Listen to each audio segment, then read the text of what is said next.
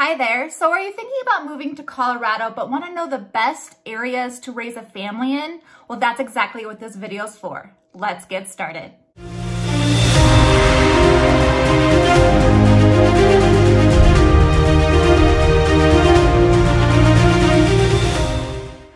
Hi, I'm Christy Lee and I am a local real estate agent in the state of Colorado, but more importantly, I am a native of Colorado. In fact, I have lived in 18 different places all up and down the I-25 corridor.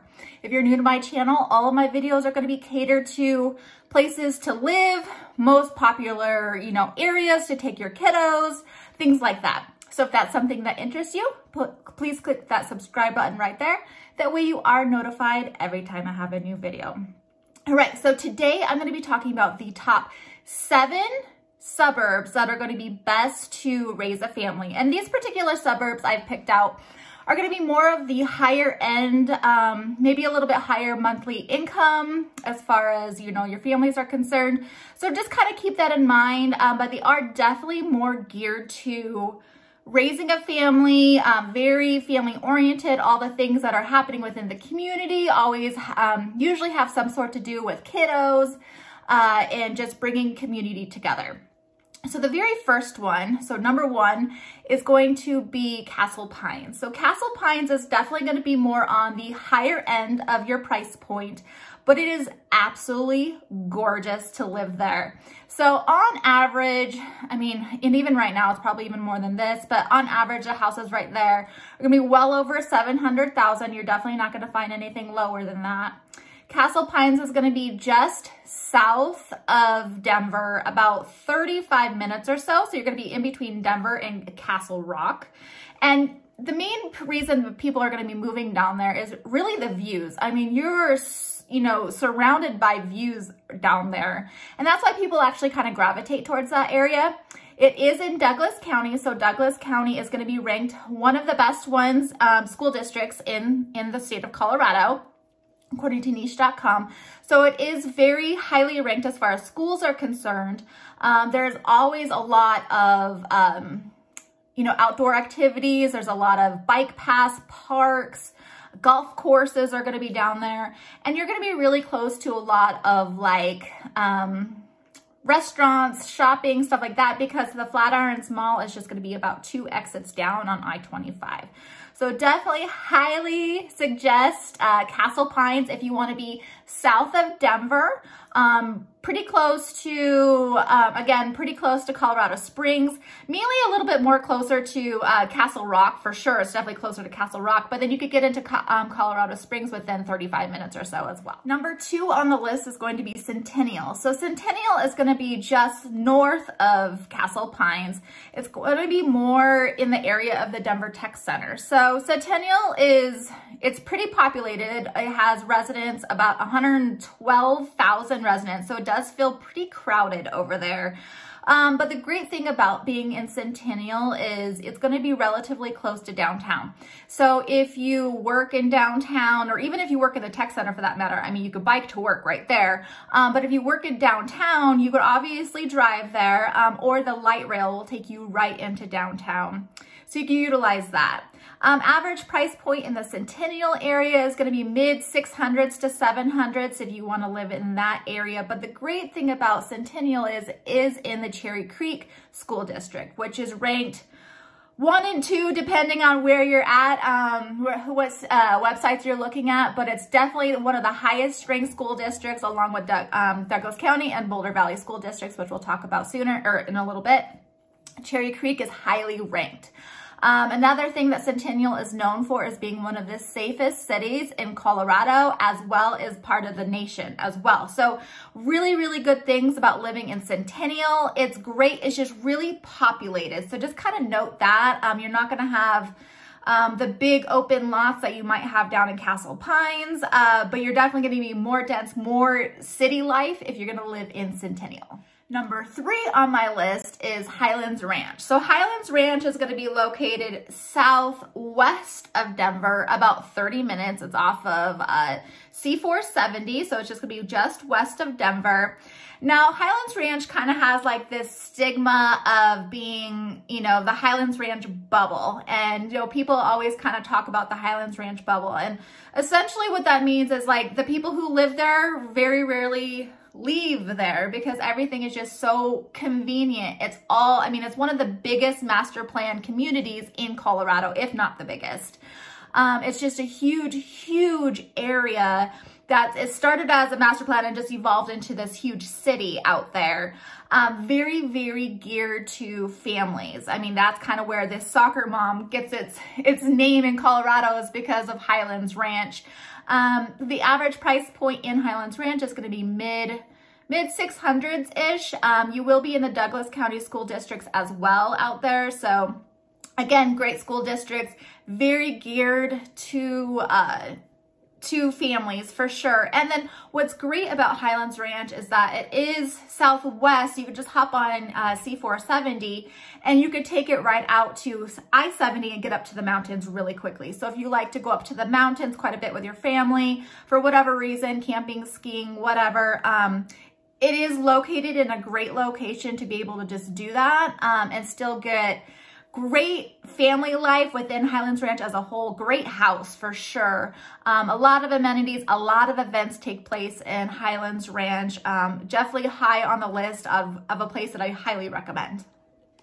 Number 4 on the list is Superior. So Superior is going to be located west of Denver, just outside of Boulder. So what's great about Superior is you're so close to Boulder, yet not paying Boulder prices. Now, that being said, average home price out in Superior, I want to say over $700,000, but I think that has changed quite a bit over the last month and a half or so since the fires. So that's where our fires in Colorado on December 30th took place, was in Superior and Louisville. So there's parts of it that did get hit, meaning that the housing prices have gone up because we have little inventory out in Superior. That being said, though, I still think it's an amazing, amazing place to live. You are in Boulder Valley School District, which is ranked #1 in the state. So people just gravitate towards Boulder Valley. Again, you're going to be super close to Boulder in general, but you're actually really close to Denver too.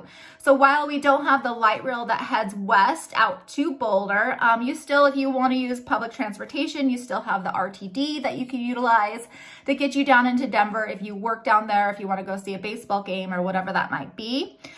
Great thing about Superior as a whole is it's outdoor activities. So because you are so close to Boulder, you have the trails, the hiking, all of that stuff right there, essentially at your doorstep. Colton Trail is one of the big trails out there for mountain biking. That'll take you all the way out to Boulder from Superior. So it's a very active lifestyle when you live in Superior. So I definitely think, and it's very family friendly, obviously, as well. So there's just so many events. You have so many activities for kids, you know, things in the park, concerts, things like that. And then you are super close to the Flatirons Mall. So you're going to have all of your shopping and amenities within minutes as well. Number 5 on the list is going to be Parker. So Parker is actually the southeast of Denver.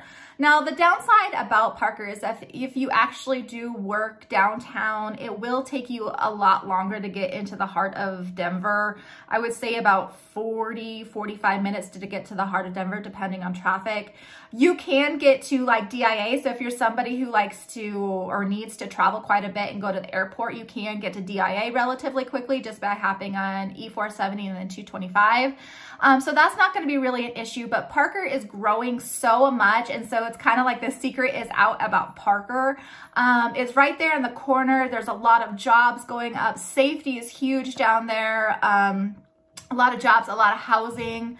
And it's still relatively small in population. We're just over 60,000 people in population out in Parker.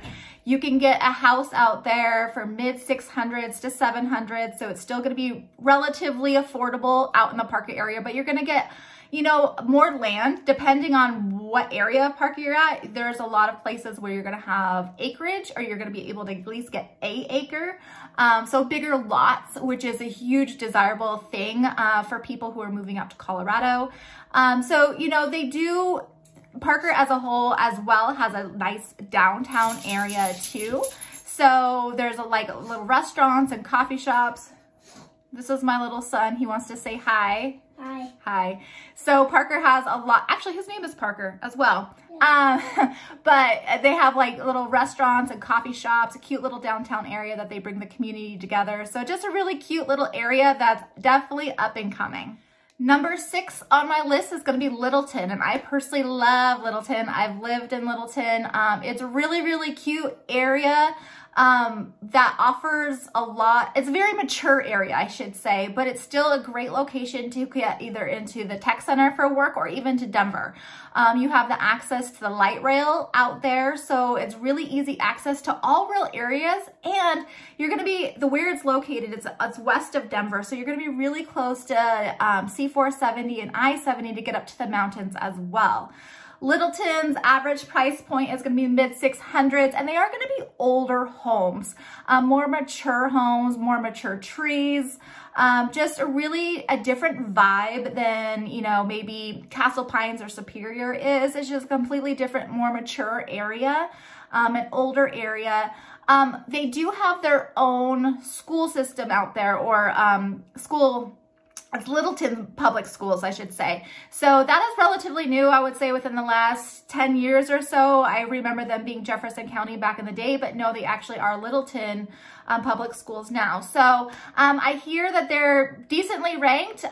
So just look on niche.com and check that out for yourself. But Littleton as a whole is just really mature, really great area. A lot going on. Downtown Littleton is really cute. You have the Melting Pot and a few restaurants and bars, like shopping, boutiques, things like that. And then the Arapahoe Community College is going to be out there as well.